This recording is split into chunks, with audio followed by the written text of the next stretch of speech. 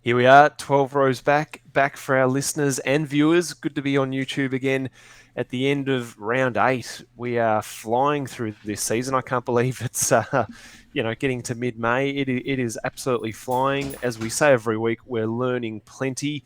And I welcome my co-host, Seb. How are you travelling? Oh, fantastic, Tom. I think we've got a clear divide. We've got the top three, the rest of the eight, the teams outside the eight, and then the battlers. I think it's starting to become a clear divide as to where everyone sits. Yeah, look, I think that's fair. We've sort of seen that play out. I think with a few of the matches this round, a couple of them probably not ones for their own fans, to be honest. But yeah, we'll get to that with the grades. But yeah, is there anything that jumped out to you off the top in this round? Have we? You said three contenders. Who are you adding to the D's and the Lions into that mix? Oh, Freo are there. Yeah, you're You putting can't them in you there. can't not have Freo there when they're 7-1, just cruising. A home prelim. That's big. That's a big deal for a team over in Perth. So they're cruising, and those three have just edged themselves away from. I think Carlton sit fourth, if Yeah, I'm not Carlton jump. mistaken. Look, you know me, Seb. I do partake in the old live ladder, and it was chopping and changing all weekend. And Carlton have just jumped up into the top four, so there'll be a few Carlton fans that probably had the lid off in round one. I don't know where the lid is now that they're top four, 8 rounds in. It's sort of 90s paper bag turf at the moment for the Blues, but if they keep winning, they'll stay up there. So I'm fascinated to see how that pans out for them over 22 rounds and Yeah, not just eight. they've banked the points. That's the key thing. You get the wins early. You can sort of afford to drop one. Maybe you shouldn't, which is probably classic Carlton. Yeah, they might need But a you know few they're of six those, and maybe. two. One of those ones they dropped to the Suns, and they're Yeah, what right was ready that? for a assault in the back half of the year. Rumours of Matthew Cruiser training down there, who would still be eligible for the mid-season draft. Jeez, that would be a turn up for the books. I've heard some good stuff coming out of players wanting to nominate for the COVID top ups. I heard Boomer might put them on, but big cruise that'd be interesting. Look, he wouldn't get a game in the side that's going at the moment, and I don't know if Vossi would pull a Swifty, but look, I've seen stranger things said. But let's get into the game. So yeah, strange round in that they cut back on the Sunday. So I said to you just pre-show, it did feel sort of like if we missed a game this round because there was only two on the Sunday, it did feel a little bit bare, as it should be. Those celebrating the fantastic mothers out there, but we'll go back to Friday where there were two games. We'll go to the first. They've missed a massive trick with this if they're going to put two on the Friday. The 7:20 Victorian, the 7:20 start, 9:50 start, which over in Perth is 7:50. Like, why didn't they You're do big on something this, like aren't you? that? You want the double up, don't you? It Well, just not makes the, so the much non-crossover. sense. Sorry. It Yeah. just makes so much sense. I mean, you can't have one game in Adelaide because they're half an hour behind Victoria, so they're only an hour and a half behind, Perth.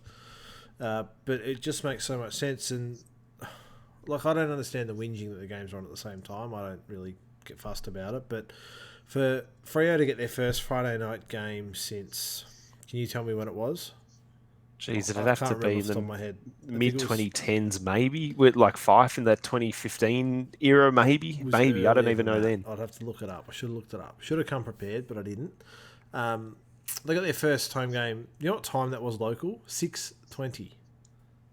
Yeah, Like, geez, that's not that's favourable early. to the workers. They're like coming out of work on a It's good for Friday. kids in some ways. You can get them home by 9:30, I guess. But um, prime time TV over there. Why not help it? And then everyone makes fun of North, so I'll give you one. But Why look, why are you worried look, about our fans? Like, worry about the home team, the team that's flying. Put it up for them. Like, why wouldn't you?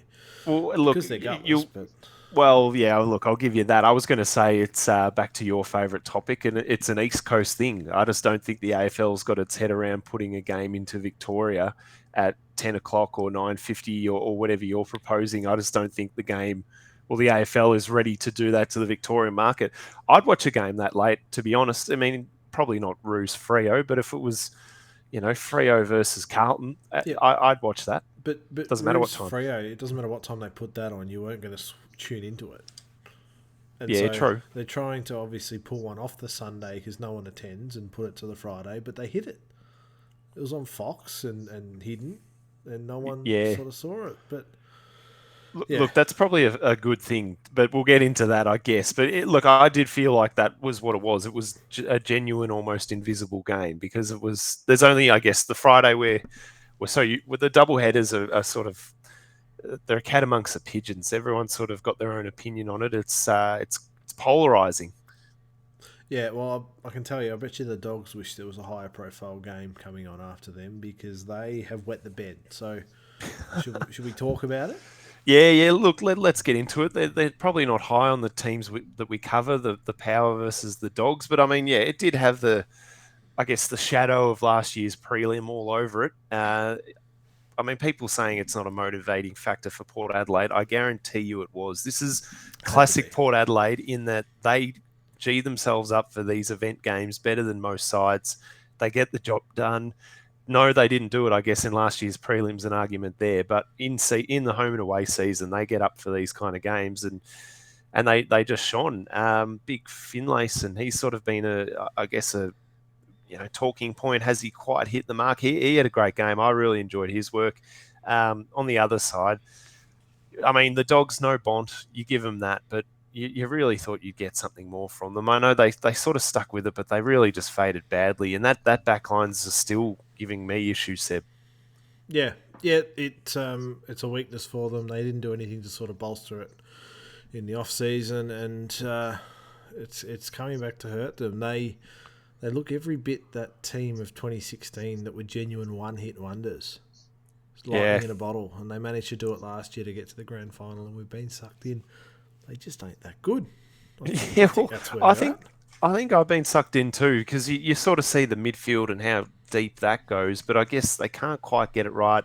Yeah, like we said at either end, but I think since that flag, there's been plenty of seasons with the Dogs where they just really can't play a good quality brand for more than, I guess, 4 or 5 weeks at a time. And they've had spotty patches throughout all those seasons, where they just, they can get on a little mini roll, but just as much they can get off track just as easily. It's just, I'm not sure like what you'll get week to week from them. You can't pin them down. And for that reason, yeah, I don't think they're a top four side this year. The most bizarre thing is they were leading Melbourne by 2 or 3 goals in the third quarter of that grand Yeah, final, I and know. Melbourne looked like world beaters. And the Dogs travel over to Adelaide and carry on about missing players, but like Port Adelaide weren't at full strength. No, that's true as well. Dixon, Fantasia, Georgiades, Lysette, like these are guys walk up starts their best 22. Mackenzie, yeah, Bontempelli's out. Dixon, when Dixon's firing, he's just about the best key forward in the game. Oh, he would have loved the doggies back line. I'll say that. He would have feasted on the doggies back line, and he played Samford and got through, so that's a big boost for the Power. The Power look like they're the only team in the bottom outside the 8 who can really challenge to get in at this point. Yeah, look, it's looking that way. We talked about that, didn't we? The old end of round 7 rule, but look, they're testing it. The Power. I mean, I think they've got a nice little run coming up as well. So, Oh, if they can get to the bye in a little bit of shape, they really and get some players back. They're going to be knocking down on the 8. I mean, they're pretty stiff already with the games that they've lost. We know, like the Lions, a couple of kicks, Crows after the siren. They really should have beaten Carlton. So, we've really sunk the boots in, but we should give them some credit. They aren't going as badly as we think. yeah, it's a loss to Adelaide after the siren that kills them.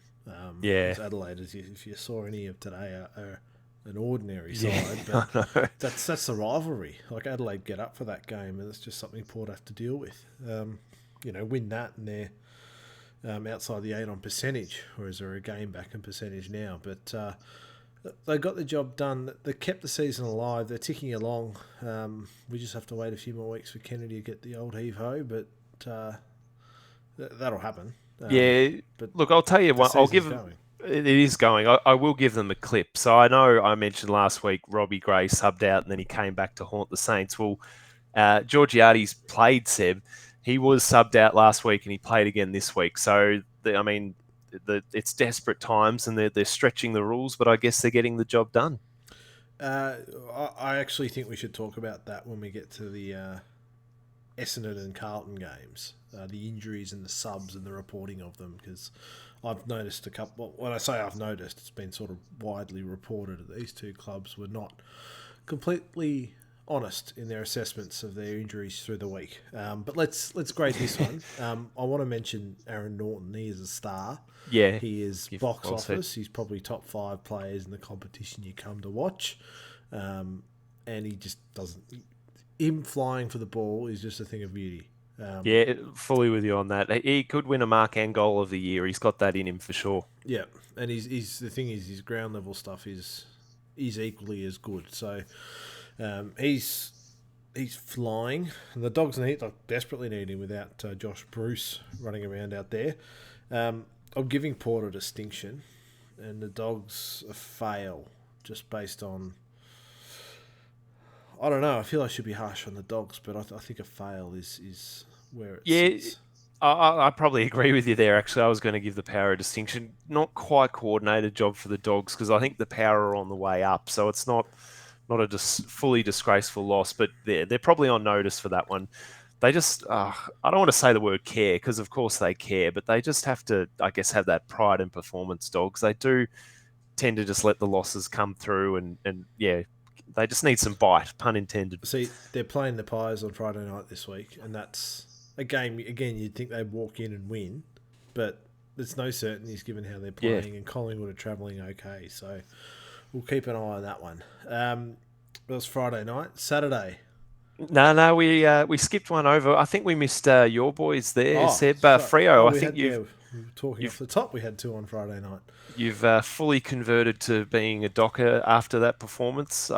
Surely the Ruse membership's been converted to a purple one.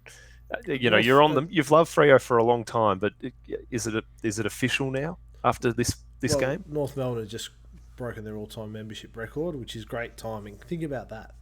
We Yeah, can't get a kick that on the that field, and we've still broken it. So, you might be the most second loyal fan group in this comp. who's the most loyal? Melbourne. Well, you can't top one flag in 148 years. I think that's fair loyalty that we've cracked 60, but I think All right. well, let's be honest, few pet memberships in there. Now, well done on breaking that record, but let's get to the game. The highlights. So they're on the Roo side.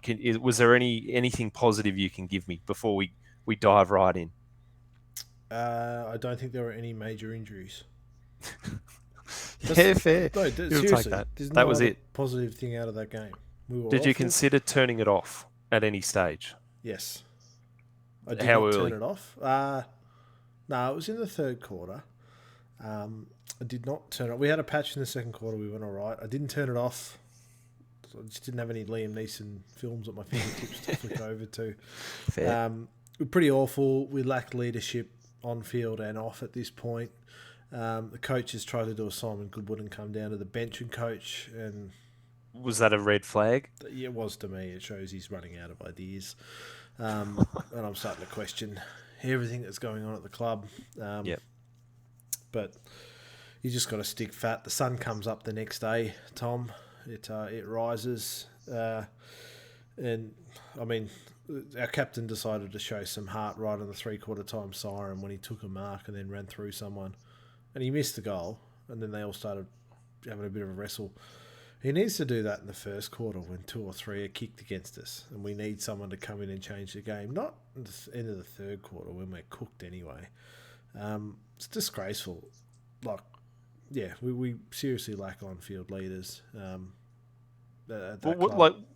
What hurts more though? Is it the margin or that you kick 3 goals? What's the worry for you?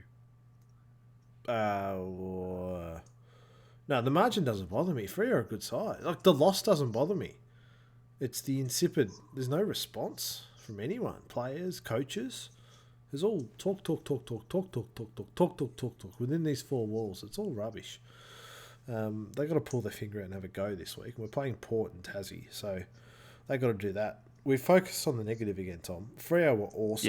Yeah. They had a lot of COVID outs, or health Yeah, and true. safety protocols, whatever you call it. Didn't miss a beat. Jai a miss. came in. He is a serious footballer. Well, he will be. He's got to take some time to sort of get everything sorted. But yeah, Freo absolutely flying.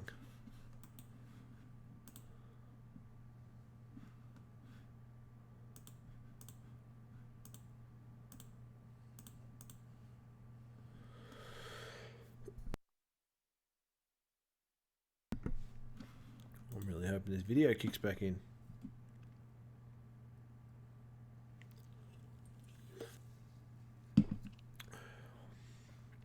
$15.20. Oh,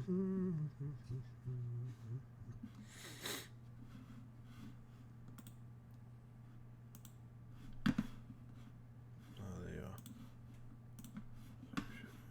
Chat, nothing. Whew.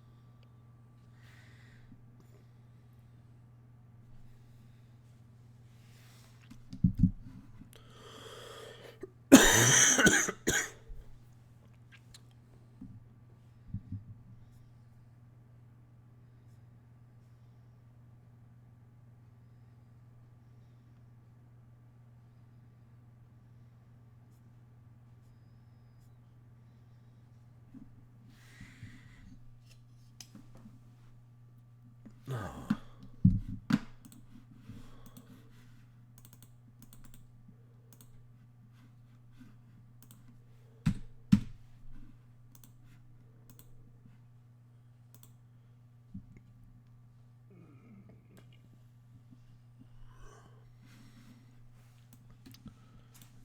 We come back online.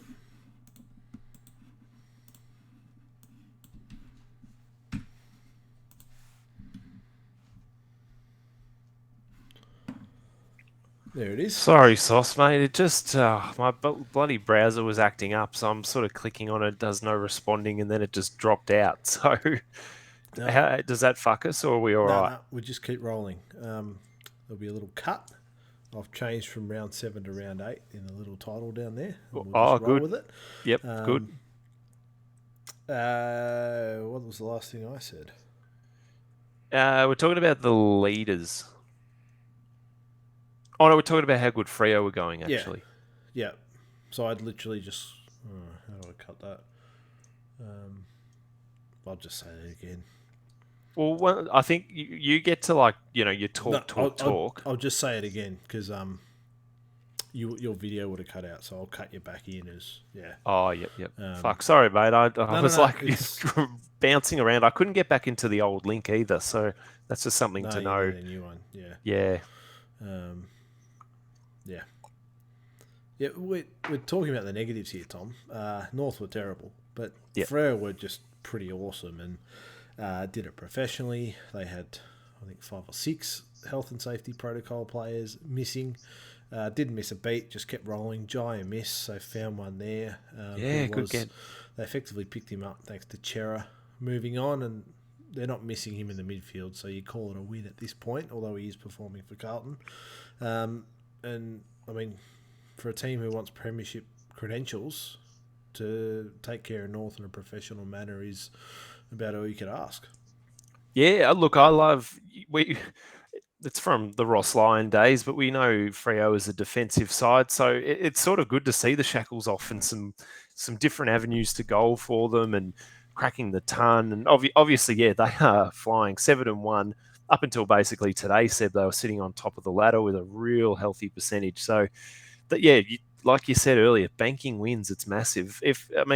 7-1. And even if, from here, 14 rounds to go, you sort of say if they can win all their home games and maybe crack a few on the eastern seaboard, they'll win 14, 15. That is top four. So they are in a really, really good spot right now. Yeah, and they'll crack plenty of road games. Don't worry about that.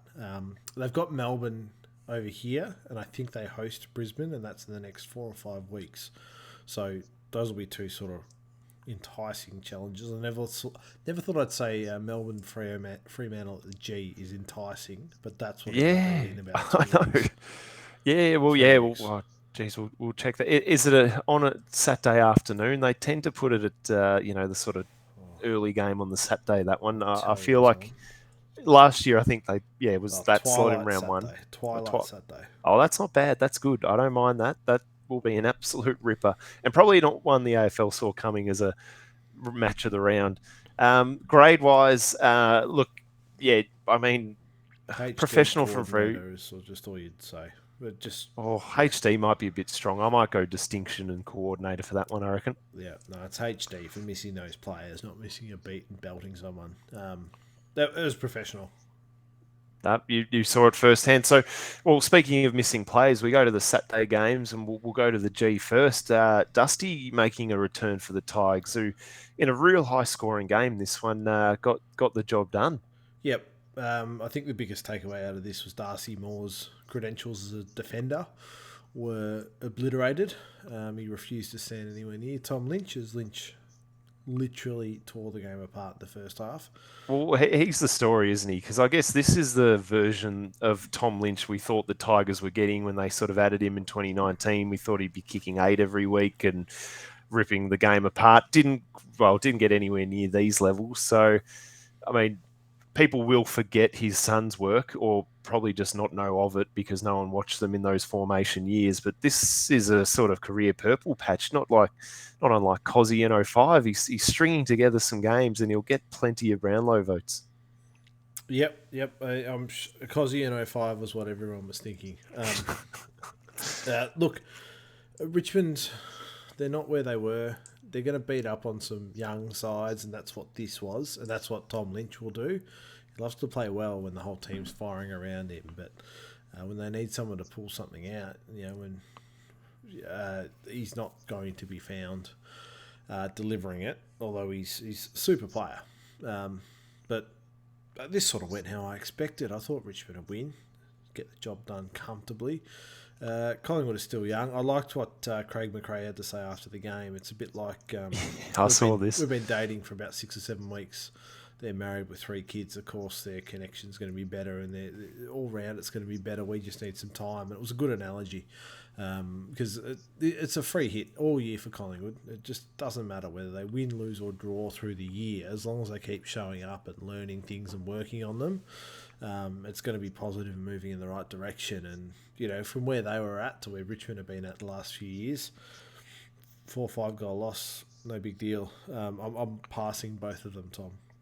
Yeah, look, pass is fair. I'll give, Jack Crisp continue. He'll probably win another Copeland. Good to see Ginnivan continue to kick goals, sort of make it out that he's not just an Anzac Day medalist. He can do a bit more, build some consistency.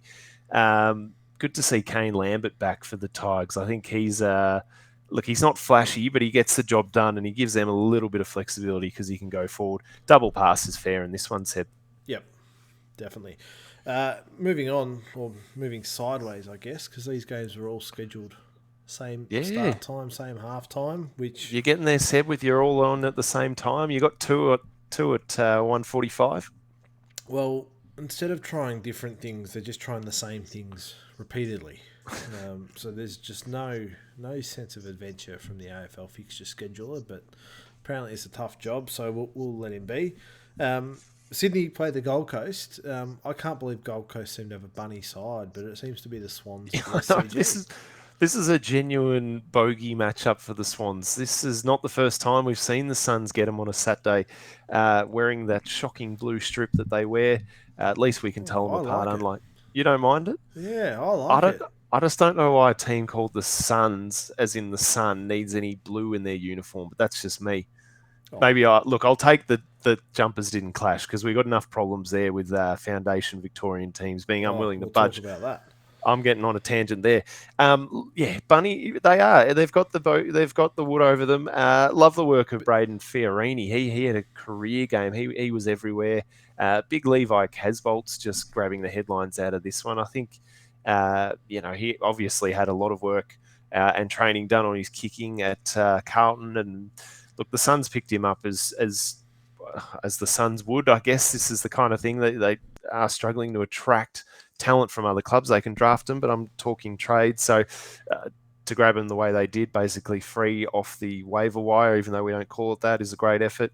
But massively disappointing for the Swans. These, I guess, are the I mentioned last week the losses against the Brisbane, that was worrying because it's like, can you match it? But this is sort of where a young group loses a little bit of focus and sort of comes in on Saturday thinking, yep, we'll get the job done against this mob and really phoning it in. There's not a huge amount of names that bob out. It was good to see Paddy McCartan back, but apart from that, I mean, they couldn't find a goal kicker really, and Buddy was well held. Yeah, and these are the difference between finishing fourth and finishing sixth. Yeah, well, they tumbled out of the four last week, and now they're down to sixth, I think, this week. Yeah, So, yeah, so it's happening. it's disappointing. Look, it's a feather in Stewie Dew's cap. Like, he knows the Swan system, he knows it inside out, and that's a little bit of the reason as to why the Suns seem to have a little bit of success here.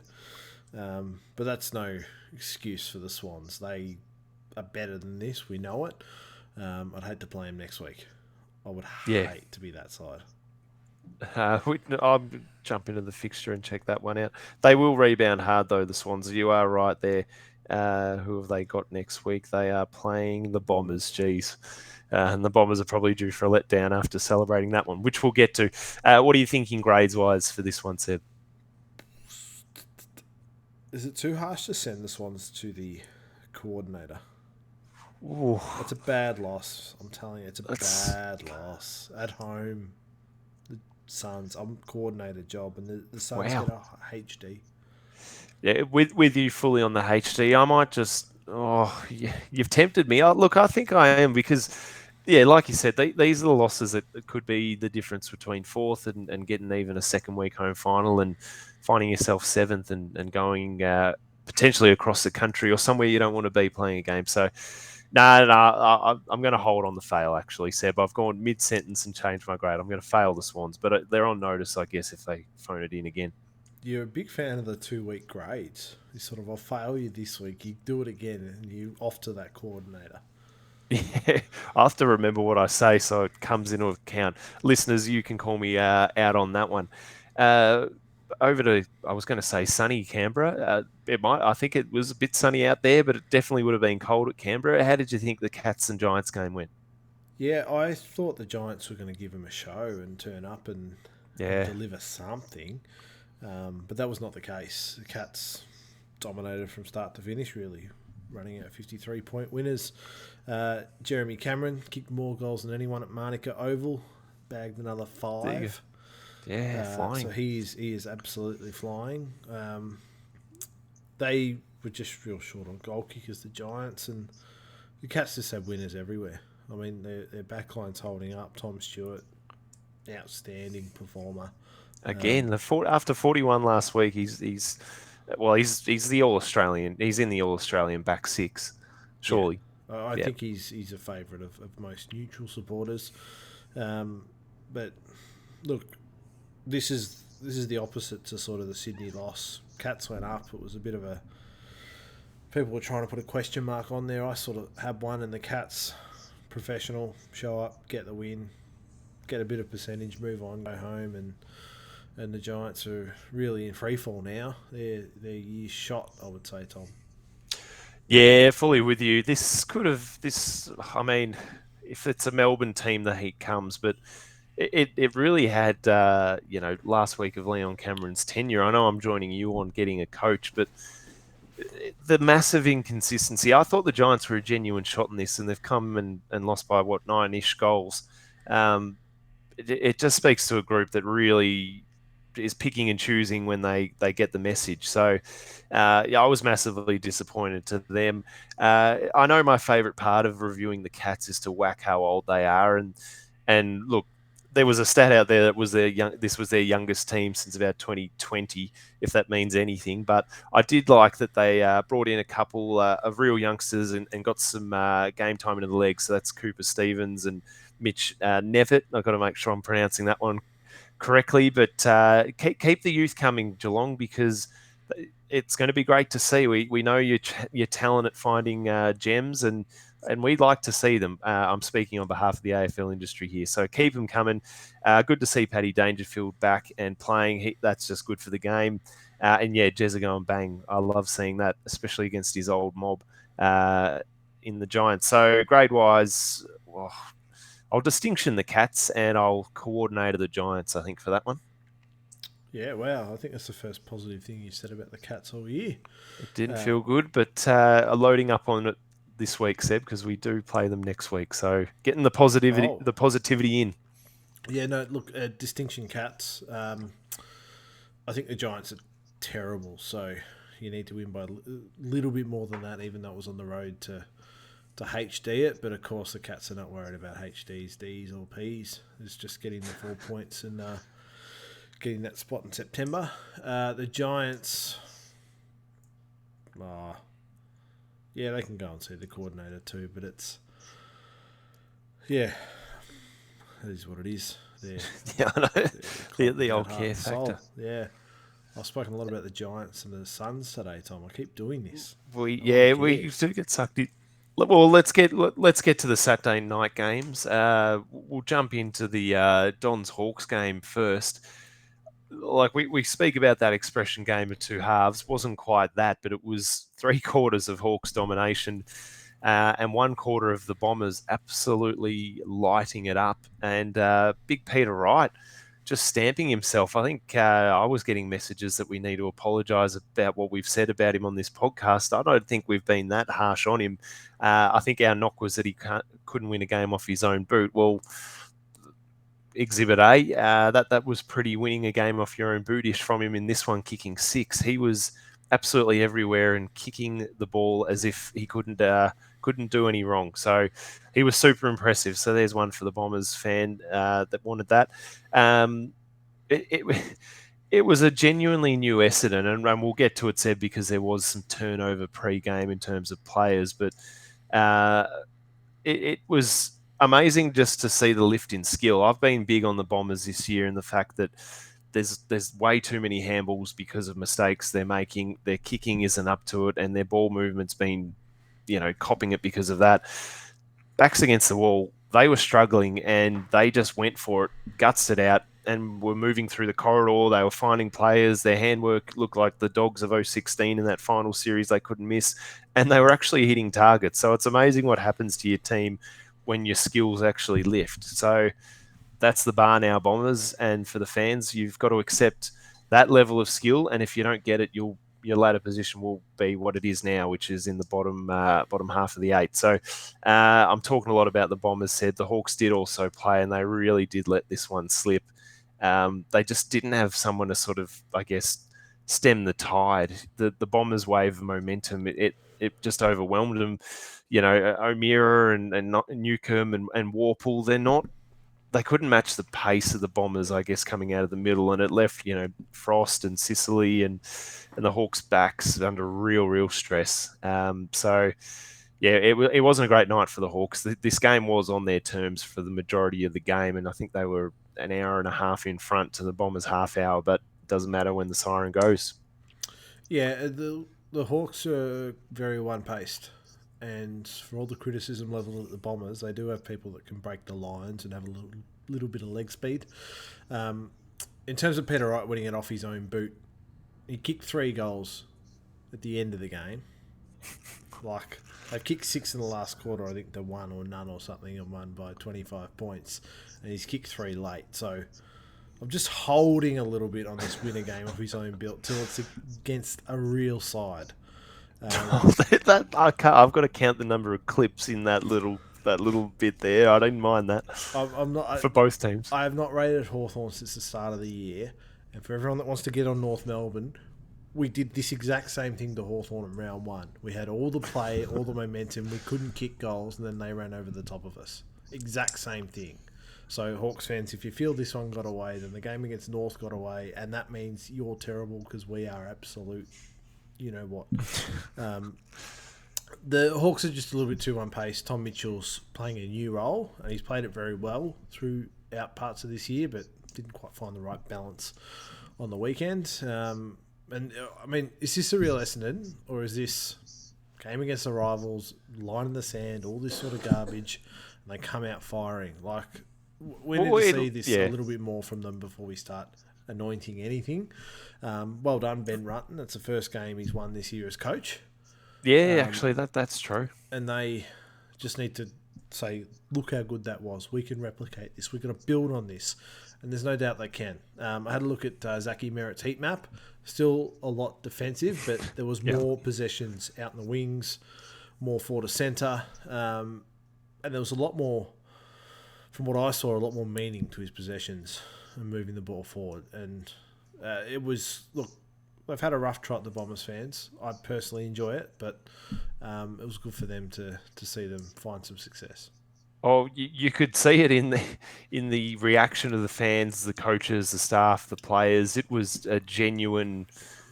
It had finals win feel about it, and I know it's round 8, but that's just what it looked like to your average punter here. Well, It it was a bit of a is. relief just to get the W. So I don't know what it does for the club from here. Maybe it's the making of them, but it was look at like a pressure valve release. You just had to watch Dyson Heppel's interview after. It was borderline emotional. So they were carrying a weight, I You've guess. got to remember at the start of the year, if you lined up your average Essendon supporter and your average Hawthorn supporter, they'd say, we can lose every game this year. The one game I need to win is against Hawthorn or against Essendon. Like, Yeah, that's fair. their one game. So that coupled with the sort of build up of, what, 4, 5, 6 weeks of real poor footy, sort of saw the emotion come to the front. So well done, Bombers. You get a distinction from me. I'll give you a distinction. The Hawks. Uh, I'm just going to give them a fail because, oh, it's got to be a coordinator job. Essendon had 3 laid outs, Tom. Well, was it 3 or was it 5? I think It they was three lost or to. five. I mean, it Yeah. was. I think it was Tom Brown reported unofficially about 20 minutes after the club have issued their statement. He's tweeted that there will be laid outs, which was quite funny. But that was swirling Jeez. around, so I think they gave him every second to get up. And I thought that was going to be the nail in the coffin for the Bombers. I thought they were a chance, and then these laid outs, given with how they're playing, new players in, all that sort of stuff, is going to cook them. Well, it was sort Um, of your Guelphy, Waterman types. Not probably oh, first Guelphy's been really good for them this year, Tom. Like link up top man. like top half of it. Top 10, top 12 in their side. Yeah, well, he's performed like it. Yeah. Okay. Just what he brings is really important. And he sort of Fair. pops up for a goal here and there, even though they're getting um, not winning games. But no, I give them full credit. Hawthorn should have won this. This was the game Hawthorn used to cement themselves. And if you look at ladder position, Hawthorn go, let's get some percentage. But that's absolutely not what happened. And that's... I can't see how Hawthorn can play finals if they can't win a game like that. Yeah. Look, I'm with you on that. You've got to say that this is. I mean, I'm thinking of the game last year where I think the Bombers were 8 goals up and the Hawks got them by a point, and you're kind Round of one. like, how can the Bombers make finals if they lose that kind of thing? So I'm weary on that statement with these two teams because But this is actually a genuine rivalry. Like, you don't know who's going to win at any stage, but that was the worst thing that happened to the Bombers making finals last year, though. oh, Like, absolutely, I got yeah, they got sucked to. in. Everyone got sucked into them being much better than they were. I mean, Malthouse saying they were going to win the flag, and their list and everything else, and then, oh, hang on, we're still short some. We're still short a few, and now they're sort of rejigging it. And if they win 4 or 5 in a row, they're going to start selling themselves and playing finals and doing this and that. They're going to repeat the cycle. Yeah. So it's going to be an interesting ride, Bombers fans. But well done. Win number 2. Number 1 for Ben. Yeah, there you go. Yeah, well, yeah, I'll give the Bombers a distinction as well. I'm happy with that. I mean, yeah, backs against the wall. Hawthorn going for the 8 to pull that one out in the last quarter. You got to love that. I'm not as harsh on the Hawks. I'm going to fail them for this one. bitter to lose it, but I guess I'm not. I don't know. Coordinated job seems harsh. I did like big Max Lynch, by the way, kicking two and giving them something. But I think by the end of the night, Draper really got the better of that one there. Did he? He had 4 touches, Draper. Yeah, I didn't. Admittedly, I was watching the other game. Didn't sort of catch much of the second half of the Bombers' run. But was he really that good with 4 touches? look, I might be overrating him, but I just love his presence on the ground. I think even if he's probably not fully dominating this one, uh, I still rate him around the ground and just what he brings in terms of effort. So I yeah, I mean, what I caught of it, I guess I was impressed by it. Uh, one to go with. So yeah, I think coordinated job is harsh. I'm going to stick with the fail for the Hawks. I'm still sticking with the coordinator, Hawthorn. Fair. Well, what about West Coast v Brisbane? This had basically all the makings of. I heard people talking the record score of the competition history was going to go in this one. It looked ugly. The Lions coming off beating Sydney in Sydney at full strength against a West Coast team that could legit barely put a 22 together, playing in their home deck in Brisbane. It had all the makings of a 130-point belting. So, can I be bullish on the fact that the Eagles only got done by 75? Well, you can be. Let's factor some things in. No Danaher, no Hipwood. Probably their 2 best key position forwards.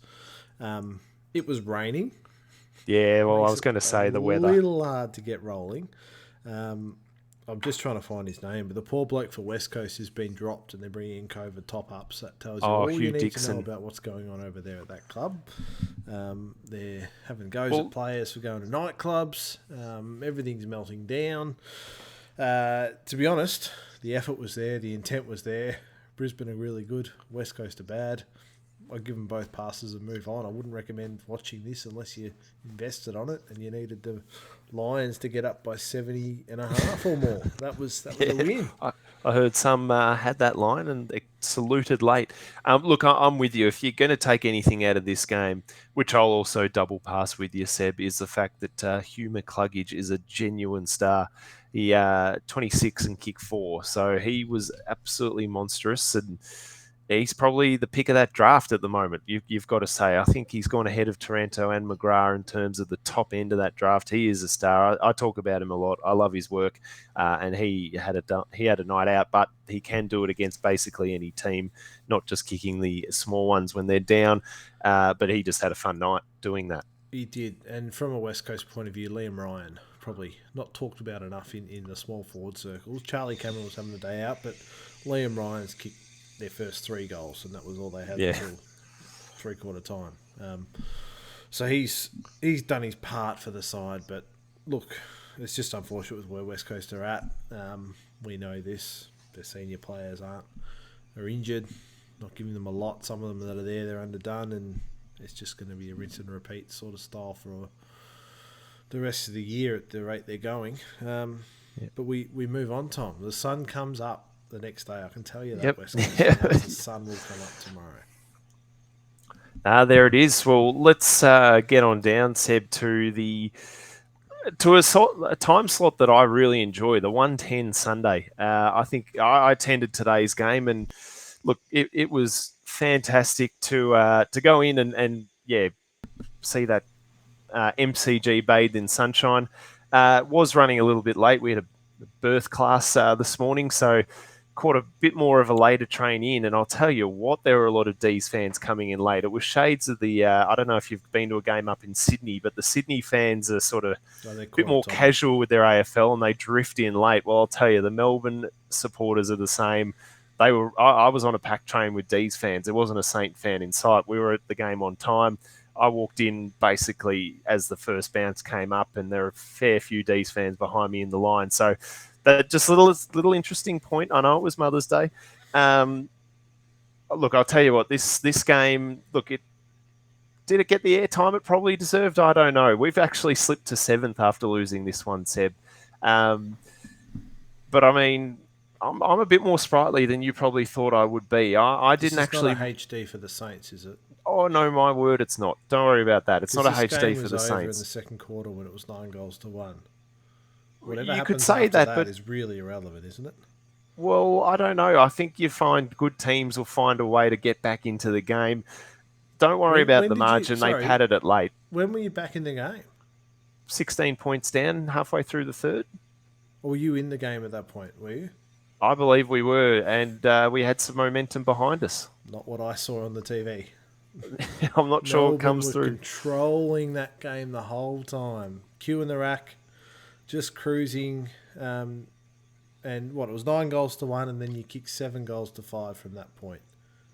It was. I look. I was. I didn't mind the showing from my boys. I would tell you that. Look, I had my worries early because the way the D set up, I was thinking to myself, it's sort of. I don't know if this is the right term for it. It's a bit of the old Patriots rule. Now I'm going into NFL, which isn't my strong suit, but those fantastic teams with the reputation, when you play them, they make you make decisions that aren't part of your makeup just because you're believing in how good this team is, whether or not they're performing or not. So the example with the Patriots is that play at the end of Super Bowl 49, they should have just given it to the old beast in Lynch, and they could have run in for an easy touchdown there. Instead, they threw it and it got intercepted. They lost the game. That was made because the Patriots are a great side. First quarter, the Saints just played into the D's hands, just giving it back to May, Lever. We were happy to leave them loose, and they absolutely swamped us. So it took us a half to work that out, which was disappointing, but we played right into their hands for the majority of that first half, and it wasn't until we sort of started to get a bit more run in that third quarter. Maybe we did a Bombers and got our skates on, but it took until then. But um, look, I enjoyed the game in not the end result, but I enjoyed the Saints' endeavour in this one. I think the D's had to play at their. We've talked about them being in second gear. They were in their fourth and fifth today. There's no doubt about that. This is a mob that our mate Shem has come on and said will be undefeated this year. So that's the bar I had them at today, the D's, and they had to find something real deep and get some real career games out of a few of their players to get this one done. So they found it extremely difficult, and for that I've got to tip my hat to the Saints. I'm not going to pass them in any way. I'm going to fail them, that's for sure. But I'm going to give the D's a HD because this is the best they've played probably since last year's granny. So all that to still fail the Saints. Yeah, look, I took you on a road. There were some tangents. There Like, was let's just take the Saints hat off here, right? Let's just take the Saints hat off. I'm Right? not wearing a hat unlike you. The And you can see sirens. that now that we're on The YouTube. siren's gone at quarter time. It's 4 goals, 2 behinds, and Tim Membry's lining up. Man on the mark's what, 13 metres out? Yeah, Can you if please that. explain to me how the ball was touched? Look, we could pull out incidents of players lowering their colours for this whole round. That wasn't his He best had an work. I'll exceptional give you that. game, Membry. Membry played really well. But from that point, I knew the Saints were not going to win because it killed the momentum they could have had. And then Do you know what I actually said at the game? I said that incident had shades of the 2010 Rewalt smother. That it does flatten you out when that happens. I'll give you that. It was at the same end as well, so I had real flashbacks of that one. But I'm with you. It was a flattener, but that's the we second and time we that smother's been brought up on this show this year. First, not by me. It was 9 goals to 1, and the game was done. And the D's, apparently, they were in fourth or fifth gear, and they just slipped back to second and let the game go. And they've still won by 38 points.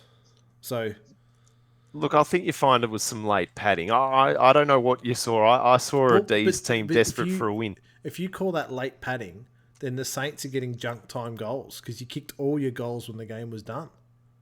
So none of If you those call it goals done at count half either. time. I don't know how being Absolutely it 16, was. 16 points down is being out of the game. That's just me. That's just me. But look, I'll wrap it up. I do want to Can we clip. talk about the team that won? Oh, absolutely. I've got one for you here. I'll tell you. Look, you might agree with me here. I don't talk much Ben Brown. He's your favourite topic, but I do think that he is a player that's found himself in some good spots and has done a little bit of the downhill. I mean, he was with Uruz when he had supreme delivery, and then what happened when it dried up and he couldn't get any? He's off the list. it was a little bit like that today. It was spoon feeding, and he's kicked a few and gotten some nice positions. But I'm looking at a forward like Jeremy Cameron, who was with the Giants in their foundational years, kicking seven and kicking six, 7 in a game, 60 in a season where they were barely competitive. So he lost an admirer today. I haven't seen him live for a while, Seb, but I do feel like he's joined the Mark Murphy crew of downhill skiing. That's an observation from me today about the D's and not the Saints. This is fascinating because I had one takeaway from the game. I had a few. There's a reason I picked the D's to win the flag. There's a reason that won't change until they're bundled out of the finals. If they're bundled out, they are seriously the best. They're cruising. The Saints are where I thought probably better than what I thought, but they're still in that bottom half of the 8 sort of style. Need to win next week. Couldn't afford to drop a game to say a Port Adelaide in the preceding week. Yeah, it's still hurting that one. It's still hurting. But someone like Ben Brown would have been so critical at North because he's big and experienced and would take a defender. But he is perfect in a side where things are firing and he can just run and jump at the ball and doesn't have to do anything else. And it's brought him out. He's looking great. If he was at North, he'd be copping so much criticism and be looking terrible. And he is one of those forwards that in a good side looks great, in a terrible side looks awful. And it's funny we had sort of the same observation. But look, that struck me. Look, Ed Langdon, he had 39. So when I say career games, there's one there. I think Clayton Oliver, I wouldn't say career game. He had 16 kicks and I think 20 throws. Handballs. Their big guns had to fire in this one, Seb. Yeah, I just thought we should mention the team that won again and sits atop of the ladder. But it was a Saints game. I understand that. I'd probably only give the Saints the Saints a fail, and the D's a distinction. I want to see them get out of fourth gear for 3 quarters. Oh, sorry, out of third gear for 3 quarters. That's what I want to see. We might need to go to a game together soon, Seb. Maybe a Saints one, so I can tell you what I'm seeing. But no, look, that's fair. I'll take that. May 29th, Tom, 1:10, Marvel Stadium. Oh, geez, that sounds good. I know the game you're talking about. Well, let's head to that stadium for the final game of the round, Adelaide versus Carlton. Now, you've already clipped them early, Adelaide, but are they just going, or have they, they've won a few games, strung a few together? Where do you sit with them? Because the Blues really, you speak of taking the foot off the pedal. I mean, they were done with this one at 3/4 time and just sort of ran around for half an hour to round this one out, to be honest. But where are the Crows at? Again, we're talking about the losers. The Crows are in trouble. Are they in trouble? Look, they started well to the year. They started well last year, kicking goals, putting up scores. Still can't stop anyone to save their lives on the road against a good side. What do you expect? This was the last leg of that aforementioned multi. I needed the Blues to win by more than 19.5 points, and gee whiz, that was easy. It was an easy watch. Charlie Kernell's going from strength to strength. He is the only player to kick a goal in each of the 4 quarters in the same game 3 times this year. It's his bad. Jeez, that's consistency. Today. T. Lynch is the other one. Tom Lynch from Richmond, not North Melbourne's the other one who's done it twice. Jeez, North Melbourne, he is out there, isn't he? I do keep wondering why when I see that it's T. Lynch and in brackets Richmond. That's because he's like, when I say he plays for North Melbourne, he's like coaching the VFL side. I don't think he's actually playing in it. There you go. Well, look, now that you've mentioned it, he probably will get a game, because I do have to shout out your list of 200-centimetre players, and now we've had 2 blokes on that list feature in the last 2 weeks. So he might not be out of the realms of playing, given your record. I'm doing a reverse Moz in that regard. Look, Adelaide are in trouble, but I think we all sort of expected them to be where they are. I think they've done incredibly well to win the games they have and be in some others. But you would have expected some of these losses, and Carlton, look, they're legit, and I keep saying this, and people want to knock it. They're 6-2, sitting 4th. They probably should have got some more percentage out of this game than what they did, but they're going to have to live with that and learn how to do it. But 8 games into the coaching tenure of Michael Voss, things are flying down there at Optus Oval. and you know, there's a bloke, P. Cripps, Tom. Oh, He's I'm leading the just Brownlow. He's doing unbelievable. everything for that side. He's in my top five to watch. Him, Aaron Norton, Petrarca. You got to throw a Freo bloke in there, don't you? You love your Freo boys. Well, Nat Five hasn't played. He apparently should be traded according to some. I don't know if you saw that. That's Channel Crazy 7 stuff. clickbait. That is Channel 7 clickbait. I don't mind that. I'll come up with Um, that list. That's just sort of off the top of my head. no, But that's good. I'm with you on it. yeah, Crippers having a great year. Carlton have got the two key forwards to rival Geelong at this point. Well, I was going to ask you that. So yeah, you've got Big H and Charlie versus Tomer and Jeremy Cameron. Putting, I guess, pass to the side because you obviously give the Geelong boys the edge there, given they've been around and done it. But right now, if you're rebuilding the Roos, they need all the help they can get. Which two are you taking on your list going forward? Or in this season, I mean, Yeah, I because was going to obviously say you favour the youth. But if you mid-season draft and they all four of them are available as I guess two pairs, who are you taking for the Roos for the rest of the 2022 season? Real question with a lot of caveats on it. Fairly asterisk question. Basically, in the last 14 rounds, which pair would you rather? I'd probably say the Cats pair, only because they both know what they're capable of. I don't think Charlie Yeah. Curnow's worked out what he can do yet. And he's coming back. He's missed so much time with injury, and each week he's doing it and taking it to another level, another level, another level. If you said for next year, assuming both the Cats guys will still be healthy, playing on and at the best that they possibly can be, I'd take Carlton's two forwards. But yeah, I'd say the Cats, but Charlie Curnow could be anything given he's played 8 games off a long-term layoff and, kicking 6 here, kicking 5 there. He's unbelievable. Yeah, look, I'm with you on that. I think his goal smarts and just his ability, I guess, just to get himself involved. I didn't see him kicking sort of. I was like, he'll come back in maybe 2s and 3s, but yeah, up at the 4, 5s and 6s, He's so it's good. unbelievable. And yeah, look, Harry, the round the corner stuff, it's still in the back of your head. But I mean, he's a Coleman medalist, so if he does it that way and gets the job done, it doesn't matter. I mean, once the Blues, I guess, work out as well their ability and I guess play within their ability as well. And we spoke of Ben Brown being on the end of some good work. Well, there's plenty of good work potentially coming Harry's way, so he'll get his opportunities too. Yeah, no, forget the round the corner stuff. That's just the modern day. Like that is just how they do it, and it's working. It doesn't matter how it looks when it goes through, as long as it goes through off the boot, Tom.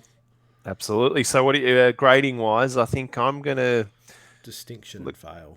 Yeah, distinction and fail. I'm with you. Yeah, geez, we're in sync, Seb, apart from one glaring game this weekend. But I'm with you there. Distinction and fail. I think that's fair. Yeah, yeah. Well, that's 9 games, Tom. I feel like that's Yeah. a record Like I sign said, for us to get through.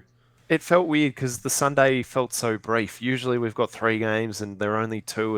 Is it a bye where we're missing? But they Yep. genuinely snuck that Roos Freo game in and it's gone under the radar. So it did feel short, but we got through all 9. Now, can I talk to you about the injuries that we mentioned earlier off the top? So, Yep. clubs are reporting their own injuries. There is no if, ands, or buts about. Sorry, there's no regulation on how they're to report and what they're allowed to report and what they're not allowed to report and how accurate it has to be. Carlton listed, I think it was George Hewitt, listed him as a test, I think, on the Wednesday. Yep. And then they asked Michael Voss on the Thursday whether he was going to play or not. And he says, oh, no, we ruled him out on Tuesday. But they've officially Okay. not done that. So they're sort of making things up. And then you've got Essendon, who have said, no, Dev Smith needs to go in for... He needs 2 weeks off because he's going to go through this training program to sort of get right with one of these other injuries. And then he was playing on Saturday night. Yeah. Now, how in this day and age we can't do it accurately because clubs want to do this smoke and mirrors rubbish, and how we can have so much money paid by all these sports gambling companies and the integrity of sports gambling so high and we cannot have anything questioning it because we've got you can't have your first goal scorer odds over the 40 to 1 because someone might leak something. but then we can just make up the injuries. But I bet you the punters, the bookmaking companies having ins to this information is beyond me. And I want to take you over to the US where Philadelphia 76ers incorrectly reported one of their statuses. They got fined 50 grand Yeah, I was because going to the say, integrity of yeah. the league with the sports gambling coming in was so big. There's no reason why we can't bring that in and just tell clubs to just report the facts on an injury.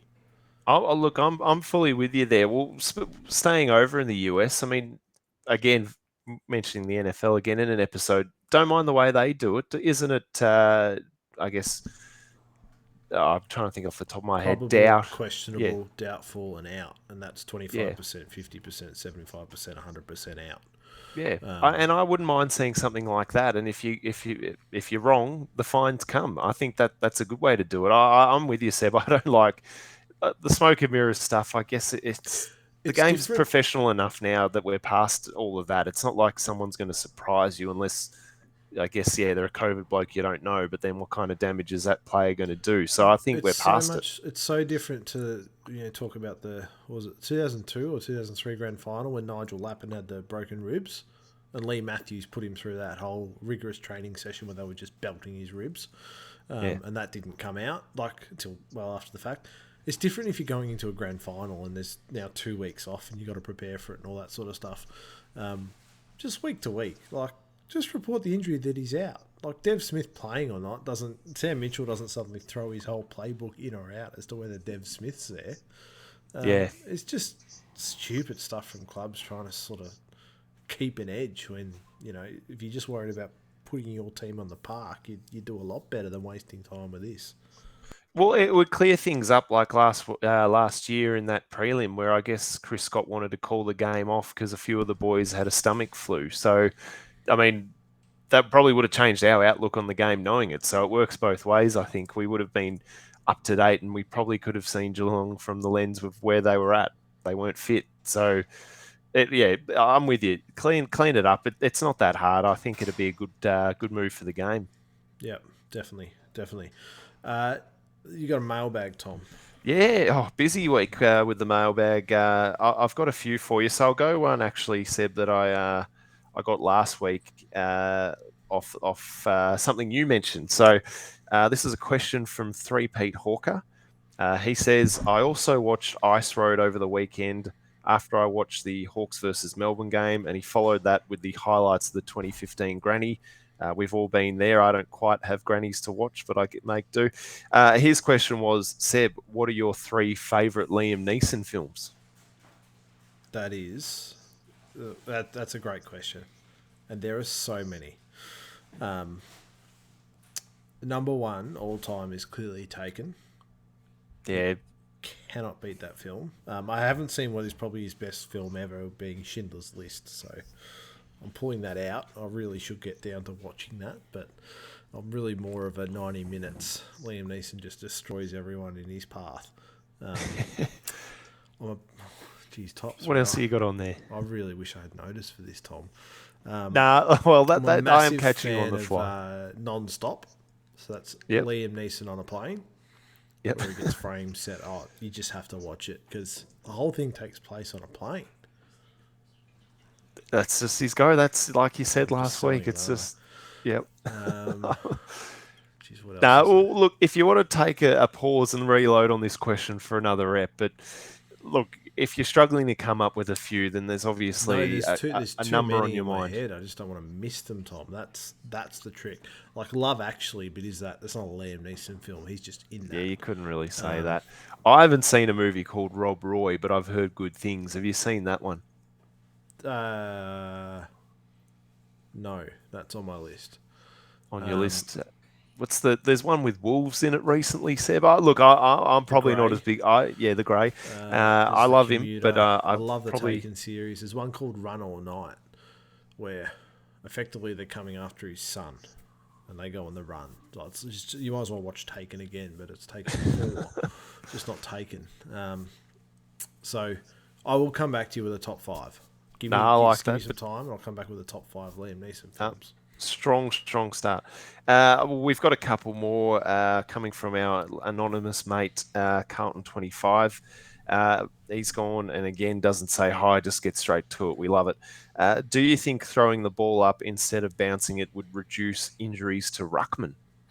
I think throwing it up makes it more likely for them to run in knee on knee, doesn't it?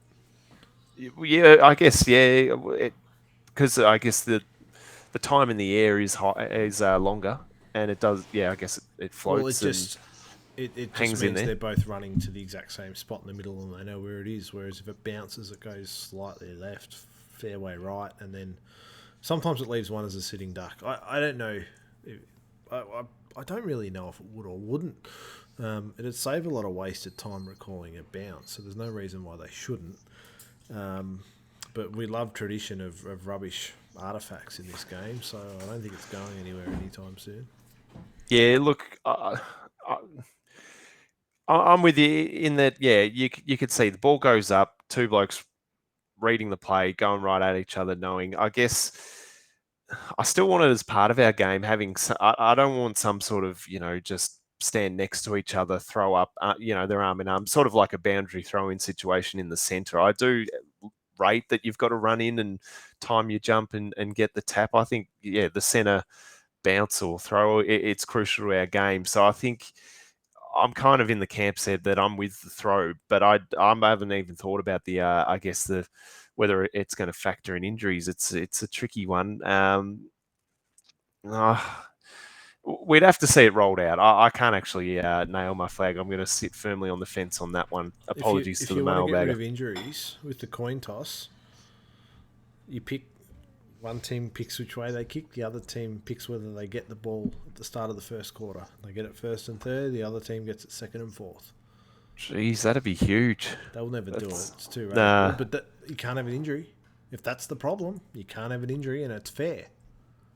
Yeah, what are you doing around the ground? So you can't get it.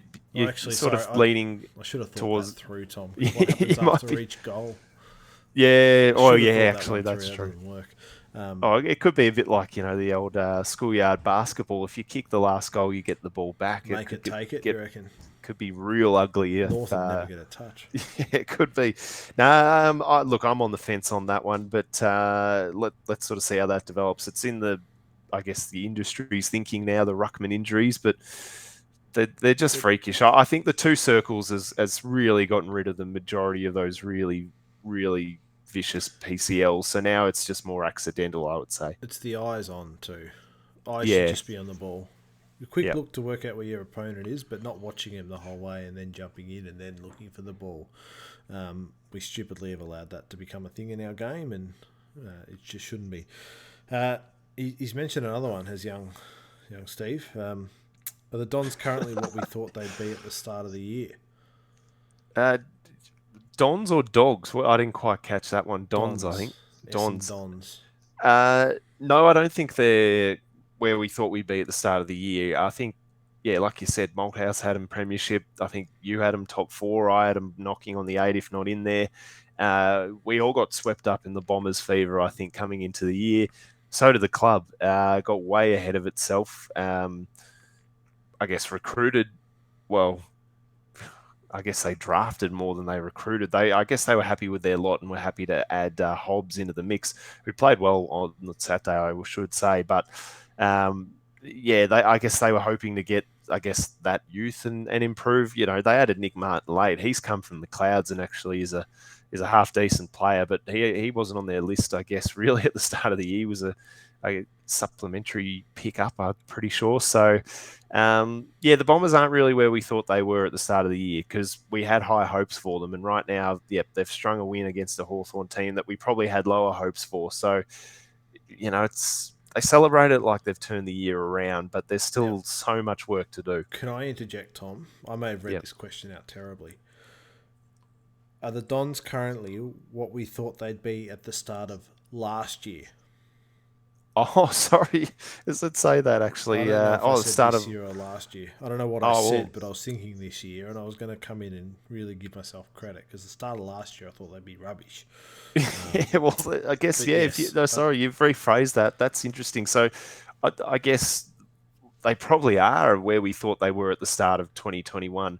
I Saints sat fully on here, but we played them earlier in that year, and I thought we'd belt them, and they ended up beating us by 12 goals, and that hurt because I thought they were a real terrible side.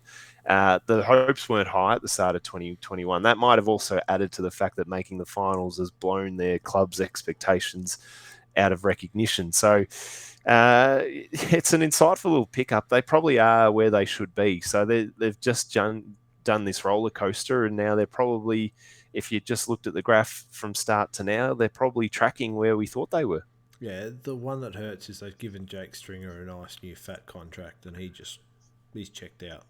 Yeah.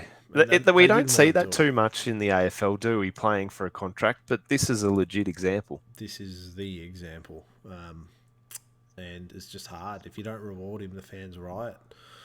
He goes somewhere else. He talks ill of the club.